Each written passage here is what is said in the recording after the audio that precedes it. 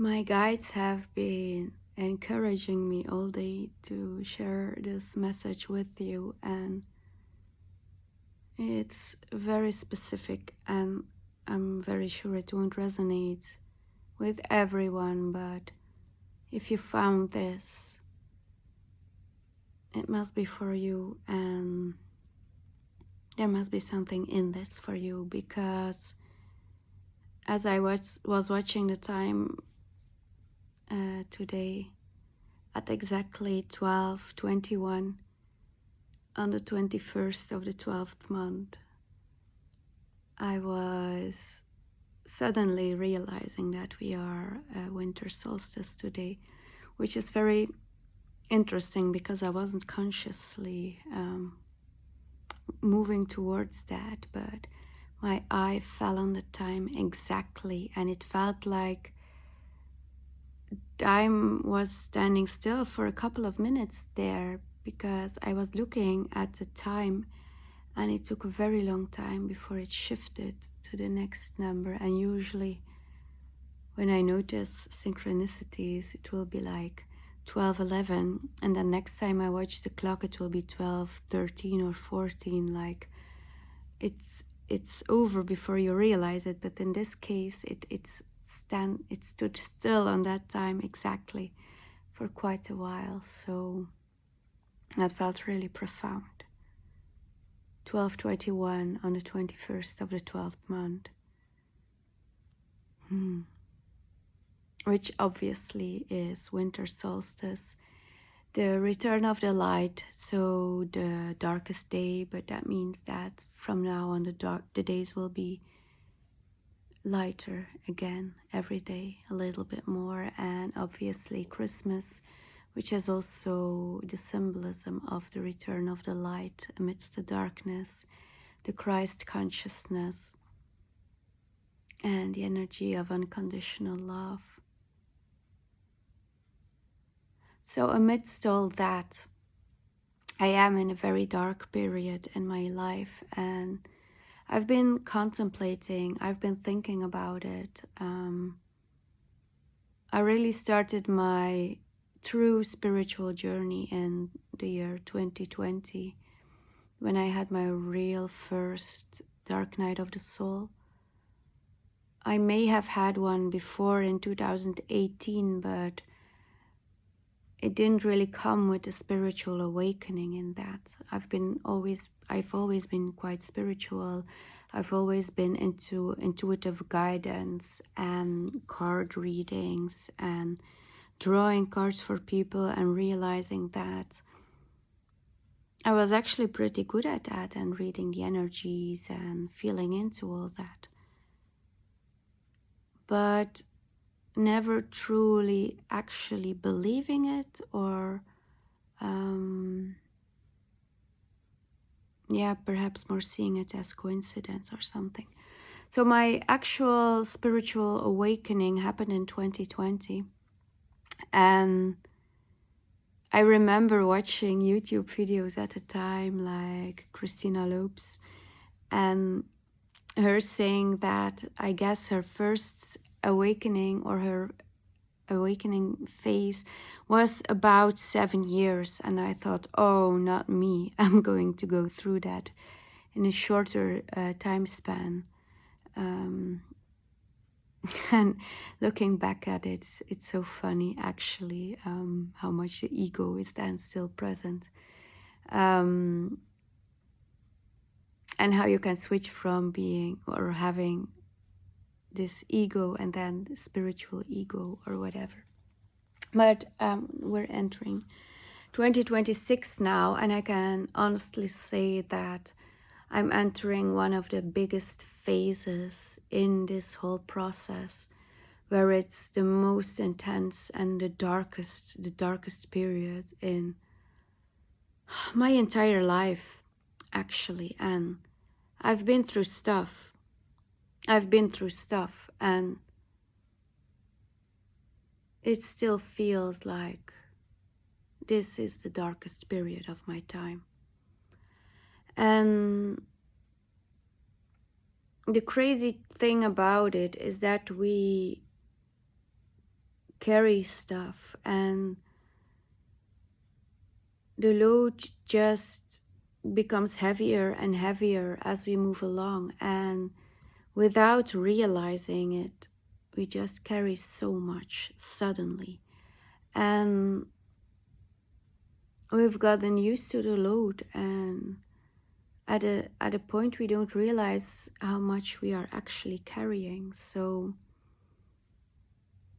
meanwhile, I've been doing a lot of inner work, inner child healing, changing my mindset, changing my beliefs, taking action steps in my life to actively change my environment, my thought patterns, my surroundings, like actively working on that and manifesting my dreams and working with my dreams and really being conscious about my thoughts, conscious about my words, conscious about limiting beliefs and everything around that, and you know, the whole manifestation journey and all that. But still realizing that I am moving through the darkest period in my life, and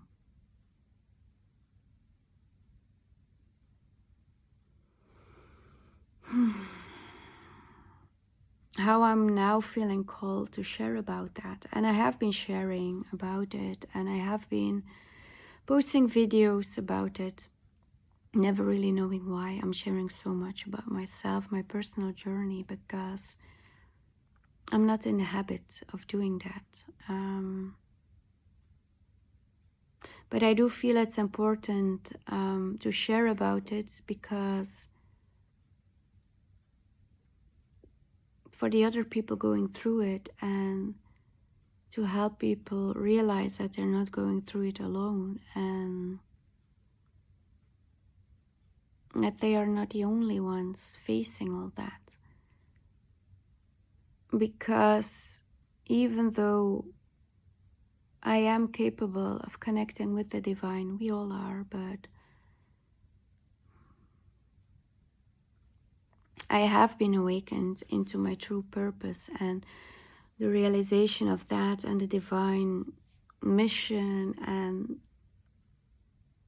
my true soul calling is awakened within me. And even though I have that connection with the divine and source and these beautiful angels around me, surrounding me, supporting me,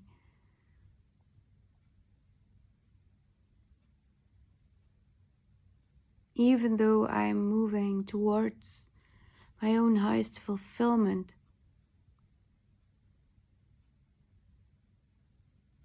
there still can be this quite heavy load in the earthly 3D realm. And I've noticed in talking about this and sharing about it and sharing snippets of that, people often come back to my videos with some kind of spiritual lessons or some spiritual dogma or advice that I didn't ask for. I'm not asking for advice. I'm sharing my personal truth, and that's part of my process, is sharing my truth, my authentic self, but my voice and how I experience my life here in this 3D realm. And it's funny to see how it triggers stuff in people, because it's not always what you would find in New Age philosophy or spirituality.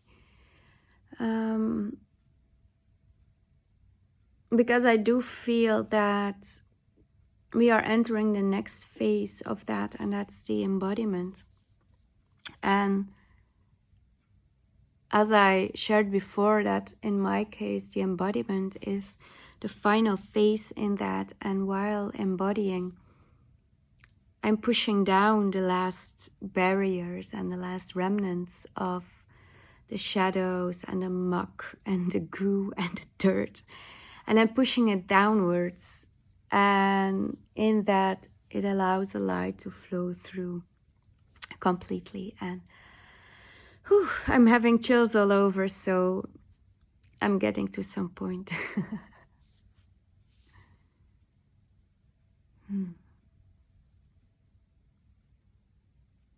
So what has been happening, I am a single mom. I have 2 daughters.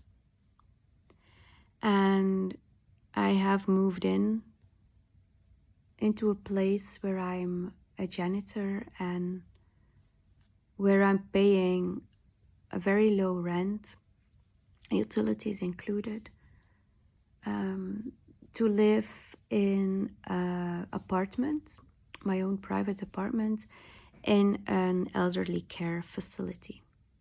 And this is a service residence, which means that people that are living here are actually living as if they would still live at home. So it's not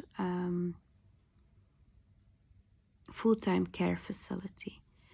So my task is to be here, to be present at night in case of emergency. So if someone would fall out of bed or have a little mishap or whatever during the night, they can press on a button and I'm on call and available to help them. I'm combining this with another janitor, so we're doing this 50-50, and I really felt into this because I was aware of the capability of it being too much. But I felt into it, and the way it was presented and the way they said it will be only 4-5 calls per month on average. You know, some months can be more, some months can be less, but on average 4 or 5 times in all the time that I'm on call. And I felt like, okay, I'm still paying rent, but it sounds like a good deal. And I really had to push to get here. I had to take giant leaps of faith to get here because my previous rental agreement, I had to put in my notice before I had official confirmation that I could live here. So I put in my notice before I had it on paper that I would live here. I also did it in good faith, knowing that I would still have to pay 1 month double rent, but I trusted that I would find a new person, so I wouldn't have to pay an extra month for my old apartment. But I already had moved out before I had official confirmation of the new person entering my old space. So in that part, I also had to take a leap of faith because the apartment here was not ready yet. It was not ready to be inhabited because the working that needed to be done, the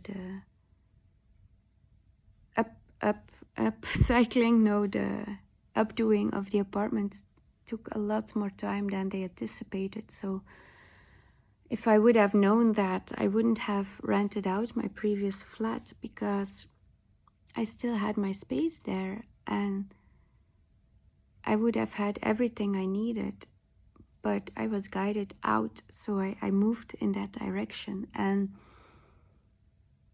I was put in a 1-bedroom apartment with my 2 children for the whole month of August. And I slept on an air mattress. Myself, my 2 children slept in one big bed. And even then, when I didn't have my apartment here yet, I only slept in one of the service flats where usually the people, the elderly people live. I was already on call, not all of the time, but enough time to be exhausted, even after a move, not having time to settle in. I mean, I moved one of the last days of July. The 3rd of August, I already had my first night where I was on call, and waking up 3-4 times a night to go to these calls, which were not emergency calls. And from the beginning, I was invited to speak my truth and voice my concerns and talk about the fact that my apartment was not ready, even though I already paid rent, that I had to do structural things which were not agreed upon, like administering medication, administering eye droplets, taking off stockings, stuff like that, which is obviously not emergency calls. And it took them a while, but in the end, they did change that, even though they still put pressure on administering medication. But I was very firm in that I didn't want to do it because also there's a legal component in that.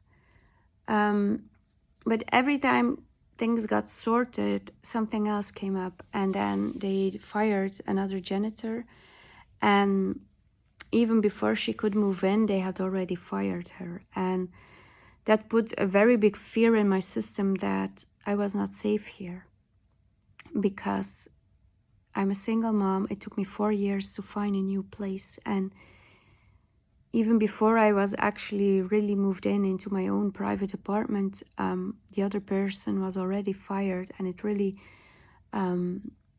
took away a lot of safety, feeling safe. And actually, I had a lot of guidance in that period where my guides were talking about scaffolds. And I really had to look up that word because English is not my first language. And understanding the structure of scaffolds, how they are temporary spaces or temporary structures, not meant to hold us, but an in-between. And that was really interesting because I would never have moved in here knowing that it would be so short-lived.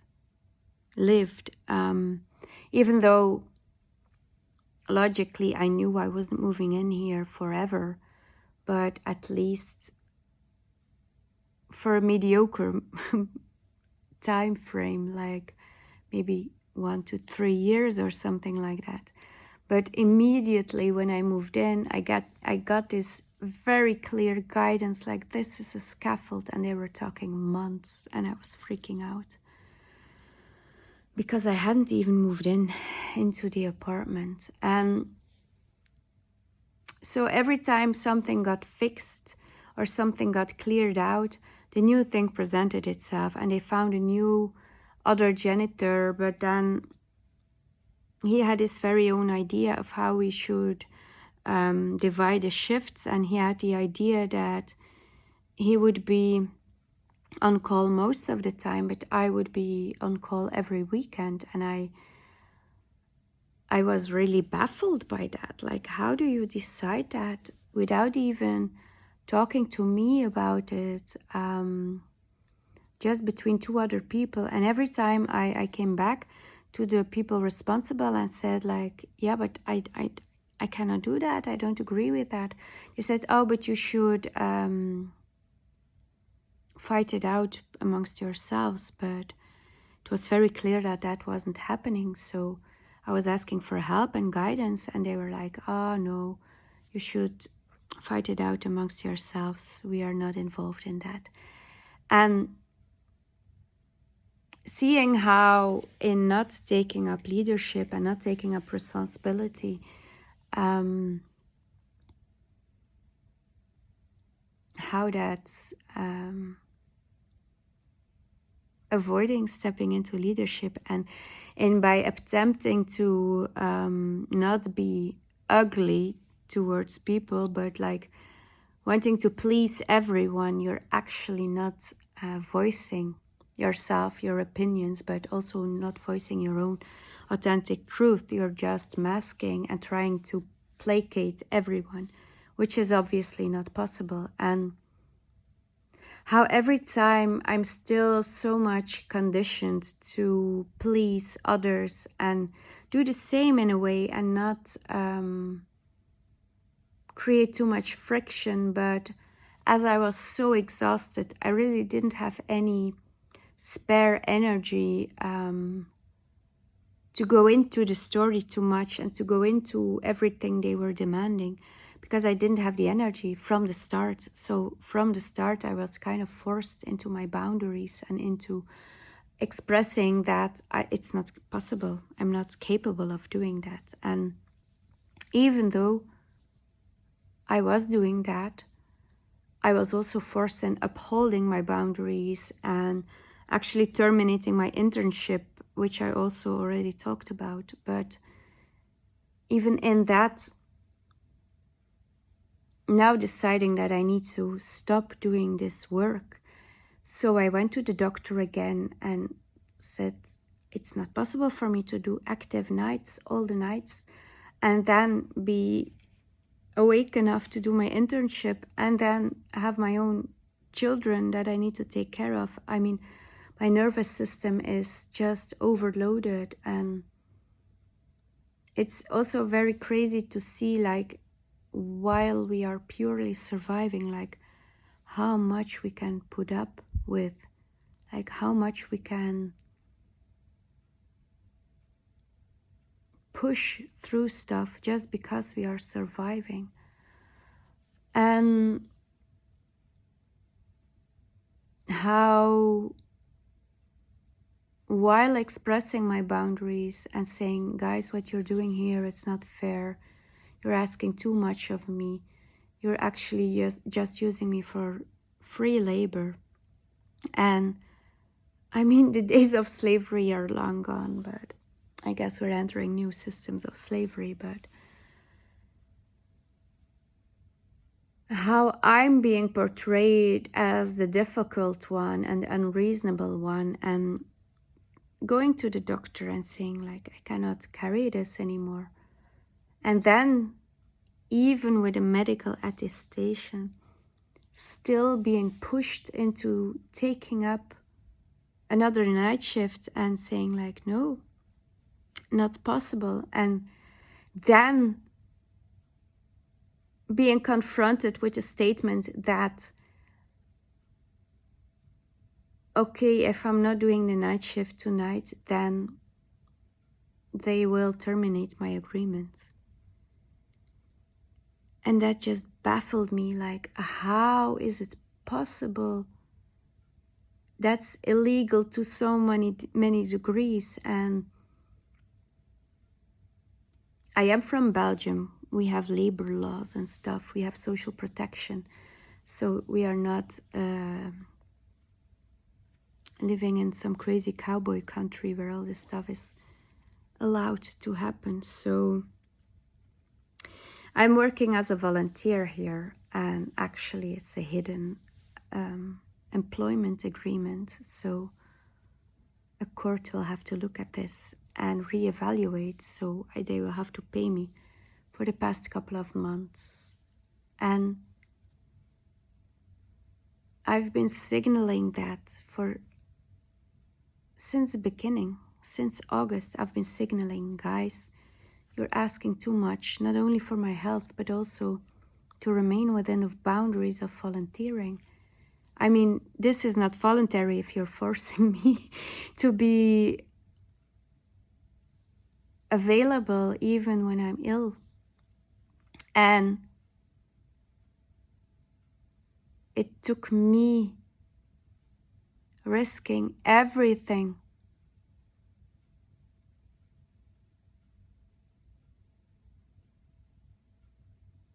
to open up that and to make it visible. Because they thought that if they would force me to leave, that I would say, oh, in that case, my boundary isn't really real and I'm willing to step over it again.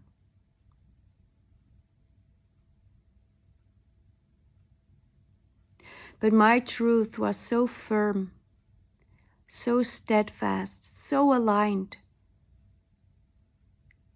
that even when they said, "We will terminate your agreement, we will put you and your kids on the street," I said, "Sure, go ahead, do it."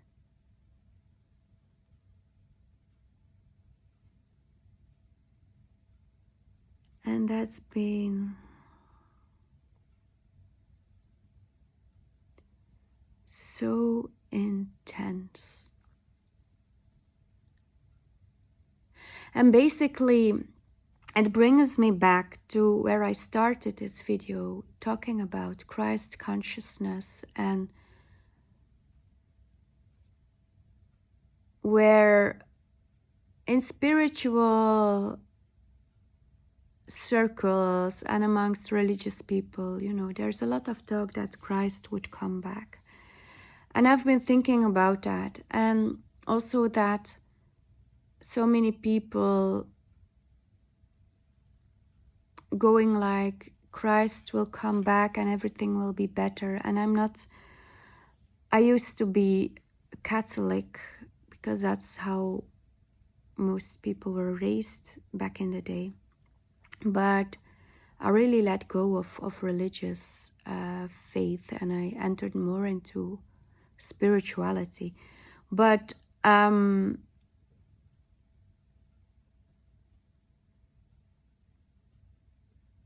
thinking about the Christ consciousness re-emerging on the planet, I was also thinking like, yes, but the Christ was not welcomed the first time around. I mean, he had a lot of followers and he had a lot of disciples, but still by the establishment, he was not very liked, and he had to go inside a temple and destroy stuff.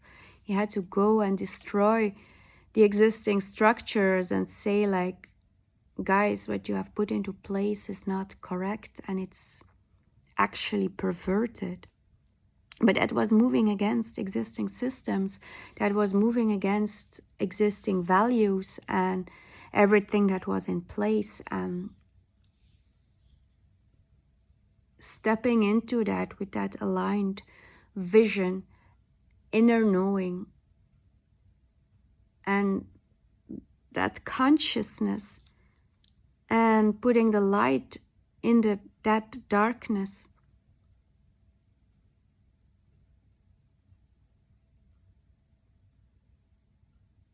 So that basically by embodying my light,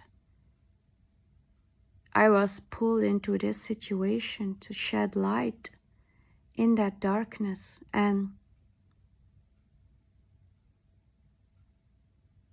only by opening it up fully and standing into that truth and authenticity and light fully, only then the structures truly fell open.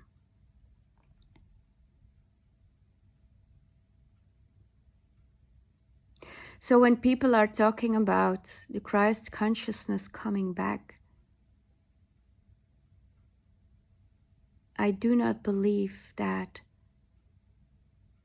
it will be easy and it will be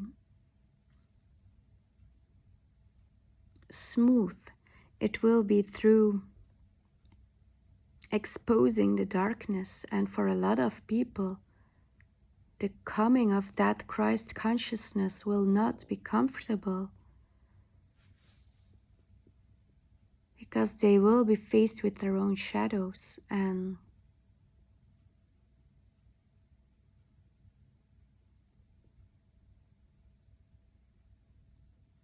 I am not sure that the ones who are actively religious in that will be able to see it at first.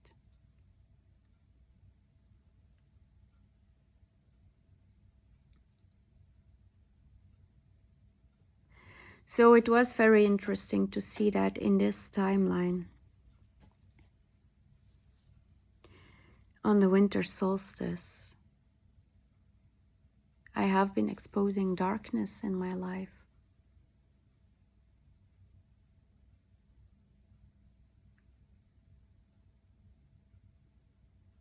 And how even then I can tune into my inner knowing and find strength there to keep going.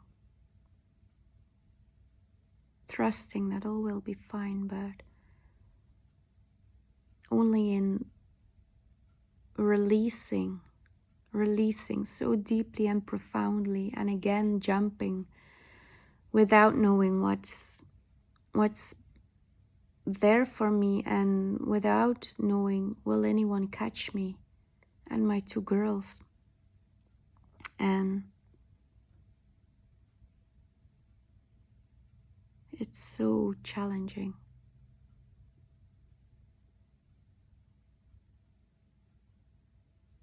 And I guess that's also part of this message. And when people are saying, you know, take a leap of faith, looking back at it, it's always easy. But when you're into it, and when you realize what's at stake, like potentially being homeless with two little children, then you truly realize how difficult it actually is, and how much strength and faith that takes. And it's always easy to put spiritual terms onto that, but actually living through it and actually making the moves into the 3D, now that's embodiment. I'm